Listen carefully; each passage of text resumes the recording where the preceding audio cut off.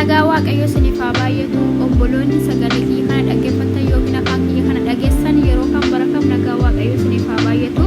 barumsa itti fufaadha kan nuti qabannee jirru ala seera keessa deebii boqonnaa 21 ilaalla seera keessa deebii boqonnaa 21 keessatti wantoota jajjaboo shan argina innis inni tokkoffaan sabni Israa'el gumaa hin beekamne baasuutii akka qabani namni tokko namni wayii saba isaanii keessaa osoo hin beekamin du'ee yoo argame akka waaqayyo seera isaanii kenneerraa barbaadutti waa'ee nama sanaatiif waaqayyo dhiifama akka godhatan argina isa lammaffaa irratti immoo namni Israa'el yeroo saba biraa wajjin wal loluutti lafa isaaniirraa oofuutti yeroo saba biraa booji'anii dubartii bareeddu yoo achi keessatti argan dubartii bareeddu sana akkamitti fudhatanii galanii haadha manaa isaanii godhatan argina achuma keessaallee fudhatanii galanii yoo haadha manaa isaanii godhatanii yoo akka carraa ta'e walii hin galle ta'e yookiin immoo hin jaalanne yoo ta'e akka bareeda sharga sanatti hin jaalanne yoo ta'e osoo garbummaatti hin deebisin firiidamii laatanii fi akka gallakkisan akka barbaadde akka jiraattu yoo barbaadde illee deemtee heerumuu akka dandeessu garbummaatti akka hin deebine isa kana faayishii isaan gorsaa akkasuma immoo inni sadaffaa irratti arginu immoo namni tokko haadha manaa lama fuudhee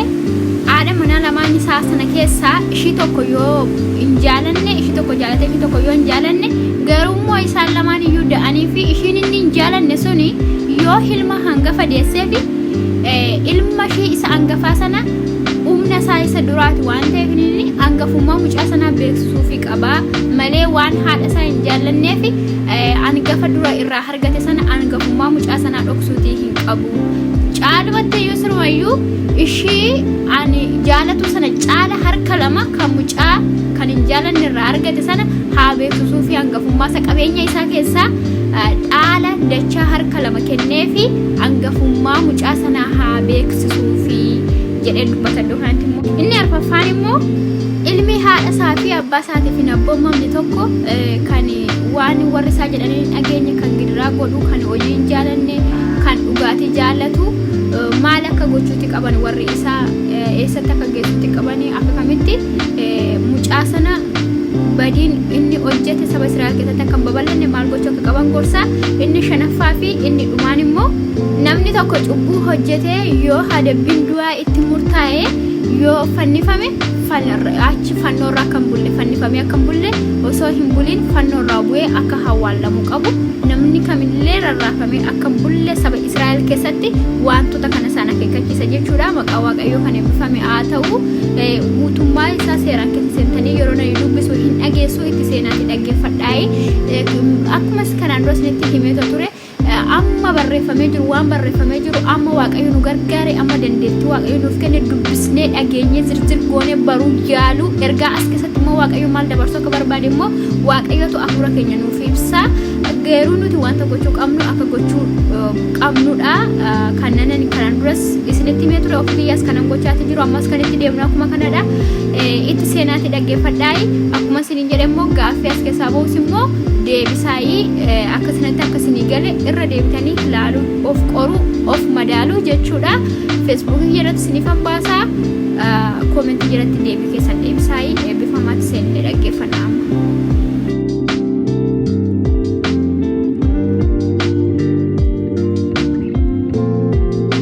biyya waaqayyo gooftaan kee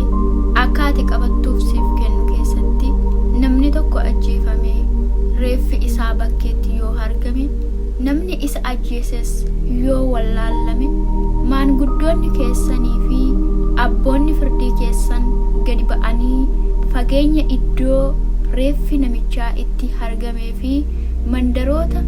naanna'aa sana gidduu jiru haa safaran maanguddoonni mandara isaa iddoo reeffi namichaa jirutti caala dhiyaatu keessaa dhufan goromsa hin qabamiin wanjoonis kan irra hin ga'in fuudhanii dachaa bishaan yaa'u qabu isa lafti isaa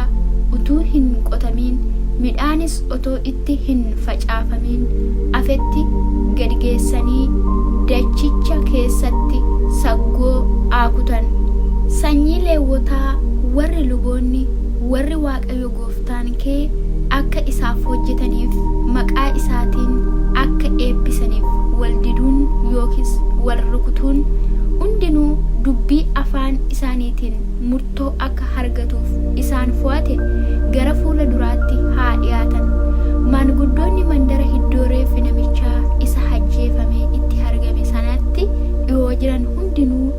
haaromsa dachaa keessatti saggoon ishii kutamte sana irratti harka isaanii haa dhiqatan. Isaan harka isaanii yommuu dhiqatan harki keenya dhiiga kana hin dhangalaafne, ijji keenyas nama isa dhangalaase hin argine. Yaa Waaqayyo, Israa'el saba kee isa furtetti haraara agarsiisi. Dhiiga nama balleessaa hin qabne kanaa Israa'el saba keetti hin lakkaayin in jedhu. Akkasitti dhiiga isa dhangala'eef dhiifamuun isaaniif hin ta'a. Wanta ija Waaqayyoo duratti qajeelaa ta'e yoo gootan yakka isa dhiiga namaa balleessaa hin qabne dhangalaasuudhaan ta'u of gidduudhaa in balleessitu. Ati diinota keetti yommuu duultu Waaqayyo gooftaa kees harka kee keessa isaan buusee yommuu isaan boojitu, warra boojite sana keessaa dubartii miidhagduu tokko argitee ishii fuudhuu yoo feete gara mana keetti ishii galchi. Isheen mataa ishee haa haaddattu, qeensa ishees haa qorattu. Uffata isa yeroo booji'amte uffattu sana ofitti baaftee mana kee teessee abbaa isheetii fi haadha isheetti ji'a tokko guutuu haa gadditu. Kana booddees ishee bira ga'i, abbaa manaa isheedhaaf ta'i. Isheenis haadha manaasiif haa taatu. Isheen yoo sitti toluu didde immoo iddoo barbaadde haa dhaqxu. Gad ishii dhiisi malee sababii ishii yellaasifteef akka garbittiitti lakkooftee ishii hin gurguratiin. Namni tokko haadha manaa lama qabaatee ishii tokko jaalatee ishee kaan immoo yoo jaalachuu dhaabate, lachuun isaanii isheen inni jaalatu isheen inni hin jaalannes ijoollee godhatanii fi ilmi inni hangafni immoo kan ishee hin jaalannee sana yoo ta'e, namichi sun gaafa ilmaan isaatiif dhaala hiru hangafummaa ilma isaa isa kan haadha manaa isaa ishee inni hin jaalannee sana ilma isaa isa kan ishee jaalatuutti in dabarsin. Inni ilma isaa kan ishee hin jaalannee sanaaf qabeenya isaa hundumaa keessaa harka lama kennuudhaan hangafummaa isaa haa beeksisuuf. Inni humna isaa isa jalqabaa waan ta'eef hangafummaan kan isaa haa ta'u. Namni tokko ilma mata jabeessaa fi didaa abbaan isaa fi haati isaa utuma hadabanii isaaniif kan hin dhageenye yoo qabaate, abbaan isaa fi haati isaa qabatanii gara karra dallaa mandara inni keessa jiraatuutti geessanii maanguddoota mandara isaatti haa dhiyeessan. Isaan maanguddoota mandara isaatiin, ilmi keenya kun mata jabeessaa fi didaadha, nuuf hin abboomamu,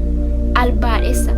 machaadhas haa jedhan. Kana booddee namoonni mandarichaa hundinuu dhagaadhaan rukutanii isa haa ajjeesan. Akkasitti hamaa hundumaa of gidduudhaa balleessaa. Warri Israa'el hundinuus waa'ee kana hin dhaga'u, hin sodaatus.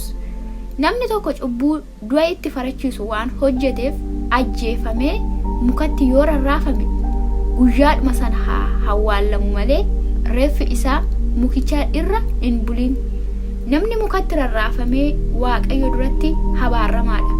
Biyya Waaqayyo gooftaan kee akka dhaaltuuf siif kennu hin xureessin.